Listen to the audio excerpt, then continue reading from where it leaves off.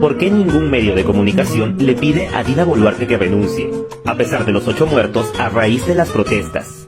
Malditos, no quieren piedad, aquí tenemos hijos ancianos, no quieren piedad de los militares, de esos mandados por el gobierno. Cuando en el 2020 bastaron 2 fallecimientos para que toda la prensa se volcara en contra de Manuel Merino.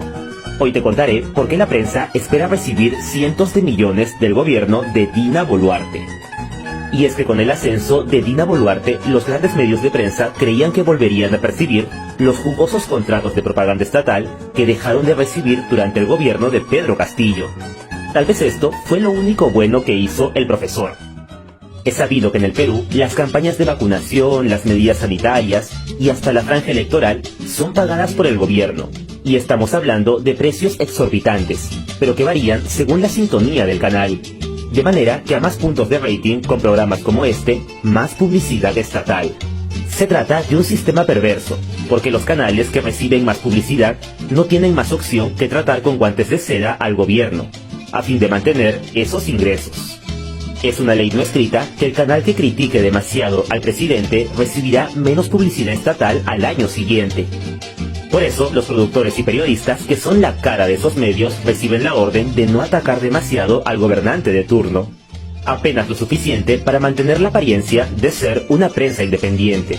Por eso, ni Vizcarra, ni Ollanta, ni PPK fueron atacados con la misma vehemencia que Castillo, porque sus gobiernos mantuvieron y hasta incrementaron esos jugosos contratos. Para que puedan darse una idea, Alan García gastó 388 millones de soles en publicidad estatal. ¿Les parece una cifra exagerada? Bueno, pues estos montos solo se incrementaron con cada nuevo gobierno. Durante el mandato de Ollanta Humala se gastaron 881 millones de soles en publicidad. Y Kuczynski, en menos de 2 años, invirtió casi 600 millones de soles, es decir, más de 1 millón diario. La única iniciativa para terminar con estos perversos contratos fue la famosa Ley Mulder. Esta ley prohibía la publicidad estatal en medios privados, pero planteaba algunas excepciones, como en casos de desastres naturales y campañas educativas. Maestros, estudiantes, a clases desde el primer día. Cambiemos la educación, cambiemos todos. Sin embargo, hubo una contracampaña para desprestigiar esta ley, por provenir de un aprista como Mauricio Mulder, y terminó siendo declarada inconstitucional. No nos engañemos, si Pedro Castillo hubiera mantenido los contratos de publicidad, la prensa hubiera sido mucho más blanda con él. Y es que en la actualidad, los canales de televisión se manejan como corporaciones que tienen que llevar ganancias a los inversionistas. Y 100 o 200 millones de soles pesan en la orientación de la línea editorial, por más independiente que sea un periodista.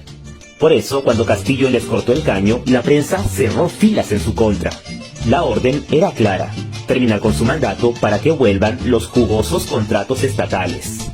Si Castillo hubiera tenido un poco más de muñeca, habría negociado los contratos. En lugar de eso, ese presupuesto pasó a las radios de provincias y a la llamada prensa alternativa.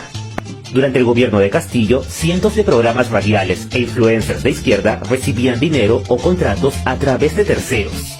Eso explica el apoyo que tenía Castillo en las provincias, donde los medios independientes tienen una gran llegada. En cambio, en Lima, donde la gente consume la televisión tradicional, Castillo no tenía ningún medio que lo defienda. Pero ahora, con Dina Boluarte, los medios de comunicación esperarían recuperar esos ingresos. De hecho, el golpe de Estado se dio en un momento perfecto para ellos, tan solo unas semanas después de la preventa de los canales. Es decir, la época del año en que los canales venden sus espacios publicitarios y estiman su presupuesto para el próximo año. Con la caída de Castillo, los inversionistas se chuparon los dedos pensando en los contratos que recuperarían. Más aún tomando en cuenta que la publicidad televisiva se vio reducida drásticamente ante la llegada de la publicidad por redes sociales. Es la razón de que hoy la prensa cierra filas en favor de Dina Boluarte, sin importarle los muertos y heridos del conflicto. Es indignante de que usted, siendo prensa peruana, ya no nos apoye a nosotros. Durante la breve presidencia de Merino, bastaron 2 muertos. Pero hoy, ni siquiera 8 fallecidos le han quitado a Dina el apoyo de la prensa. Como siempre, todo se trata de dinero. Como dijo alguna vez el gran poeta Martín Adán, el Perú, señores, ha vuelto a la normalidad. Y ahora sí, nos vemos.